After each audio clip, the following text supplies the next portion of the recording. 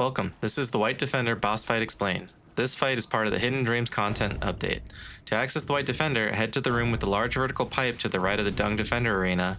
Below the platform, perform a desolate dive smash to the ground and reveal a hidden pitfall.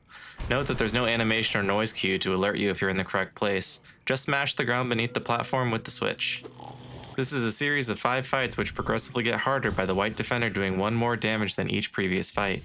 This is a dangerous, fast-paced fight because there really isn't a guaranteed time to heal during this fight, meaning you can't afford to mess up at the later fights. The charms I used for my kill with this fight were Carefree Melody, Fragile Strength, Glowing Womb, and Long Nail. Just like his normal fight, the defender will throw Dung Balls out that will bounce once and break on the second time that they hit the ground. Note that the walls don't count towards the bounces.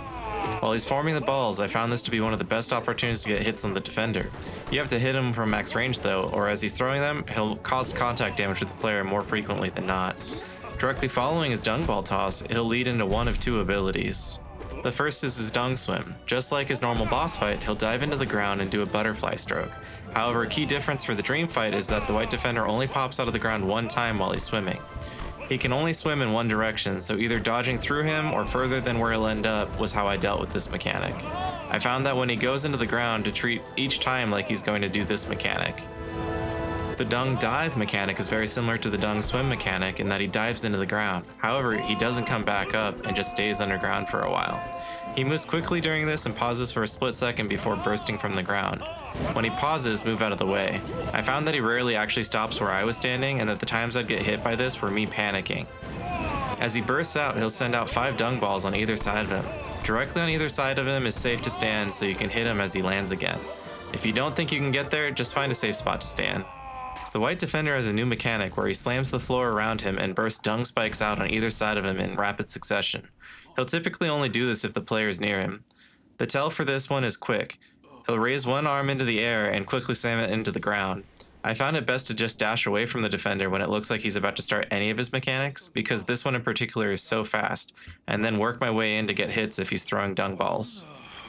When the defender starts throwing his Dung Balls around, he can also lead into his bounce combo. This strings together 3 separate attacks all at once. First, he'll throw out 3 Dung Balls around, which will each bounce once and then break on the second time that they hit the ground. He'll then join the balls, bouncing around as he turns himself into a ball. After 1 to 3 bounces, he'll pop out of his ball form in the air and slam into the ground, launching his Dung Spikes from where he lands to both walls of the arena on either side of him. You may be able to jump over them, but I found just Shadewing Cloak dashing through them to be the most effective way to dodge this part of the mechanic. Then he'll end the combo attack by bursting out of the ground where he originally landed, sending out 5 Dung Balls on either side of him. The most important thing here is to recognize that he performs the bounce combo every time he starts bouncing himself around the room. The defender's intermission is chaotic. When he's about 40% HP, he shouts, stopping combat and all character control until he's done shouting, then performs 6 dive attacks back to back. Again, I found that he rarely actually burst out of the ground where I was standing, and that I moved into him when I did get hit. Staying relatively still during this mechanic with tight controlled sidesteps will help to avoid accidental contact damage. Just like his Dung Dive ability, there's an opportunity to hit him as he lands if you're standing next to him. Keep weaving in your attacks as he gives you the opportunities to hit him, and eventually he'll fall over with a short sad scene.